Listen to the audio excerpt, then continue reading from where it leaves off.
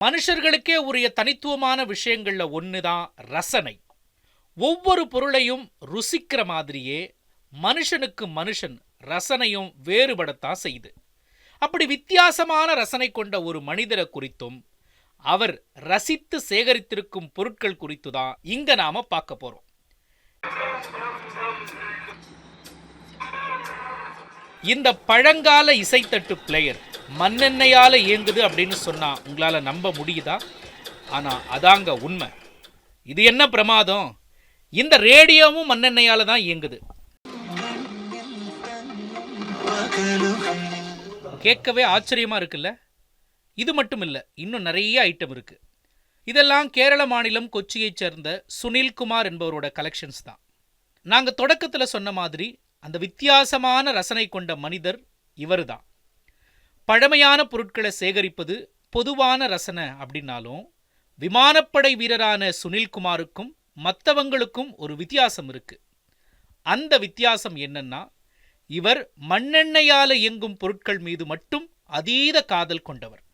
முதலில் மண்ணெண்ணெய் விளக்குகள் மீது எழுந்த சின்ன மோகம் காலப்போக்கில் ரேடியோக்கள், ஹீட்டர்கள், மின்விசிறிகள், அடுப்புகள் மற்றும் எந்திரங்கள் அப்படின்னு மண்ணெண்ணையால் இயங்கும் எந்திரங்களுக்கான உலகளவிய தேடலா மாறியதா இவர் சொல்றாரு.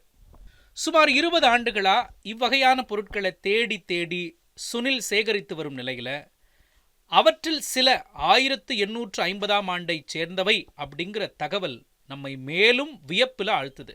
അത് വെറൈറ്റി മണ്ണെണ്ണ വർക്കിംഗ് കണ്ടീഷനുള്ള സാധനങ്ങളാണ് ഞാൻ കൂടുതലും വാങ്ങിക്കാറ്. ഒട്ടുമിക്കതും എൻ്റെ അടുത്ത് വന്നിട്ടുണ്ടെന്നാണ് എൻ്റെ വിശ്വാസം. ഇനിയും കുറേ കൂടി കിട്ടാനുണ്ട്. അതൊക്കെ എൻ്റെ പാഷനാണ്.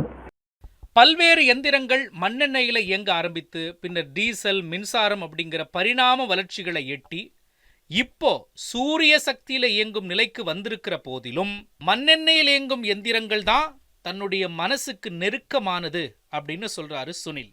இது கொஞ்சம் காஸ்ட்லியான பொழுதுபோக்கு அப்படின்னு சொல்றாரு. இந்த எந்திரங்களை சீர் செய்யவும் தொடர்ந்து பணம் செலவழிப்பதாகவும் சொல்றாரு. ഹോബിയാണ്, അതൊരു പാഷൻ. അതിൽ കൂടുതലൊന്നും പിന്നെ ഇത് എക്സ്പെൻസീവ് ഗെയിമാണ്. ഇന്ന് ഇൻകം ഒന്നുമില്ല, എക്സ്പെൻഡിച്ചർ മാത്രമേ ഉള്ളൂ. ചില ഇത് മോഹവിലയാണല്ലോ ഞാൻ പറഞ്ഞില്ല. ഇപ്പോൾ ഫാനിൻ്റെ വില ചിലപ്പോൾ ഇപ്പോഴത്തെ മാർക്കറ്റ് വില 1.5 ലക്ഷം രൂപയായിരിക്കും ബ്രിട്ടീഷ് ഫാനിൻ്റെ വില. പുതിയ പ്രൊഡക്ഷൻ ഇല്ല, പഴയത് കിട്ടാനുമില്ല. இப்படி மண்ணெண்ணெயால இயங்கும் எந்திரங்களை தொடர்ந்து வாங்கி வரும் சுனிலின் அடுத்த இலக்கு என்ன தெரியுமா? நீராவி எந்திரத்தை வாங்குவதாம். இந்த தேடல் விலை உயர்ந்தது என்றாலும் தனது ஆர்வத்தை விட்டு கொடுக்கும் எண்ணம் இவருக்கு கிடையாது. இந்த தேடலை முழுமையா ரசிப்பதாகவும் செலவழிக்கும் ஒவ்வொரு பைசாவிற்கும் பன்மடங்கு மதிப்பு கிடைப்பதாகவும் அவர் சொல்றாரு. சில ஆசைகளுக்கும் ரசனைகளுக்கும் முன்னால விலை, பணம் அப்படிங்கிறது ஒரு பொருட்டே கிடையாது. ஏன்னா இந்த காதலும் எந்த எதிர்பார்ப்பும் இல்லாத புனிதமான காதல்.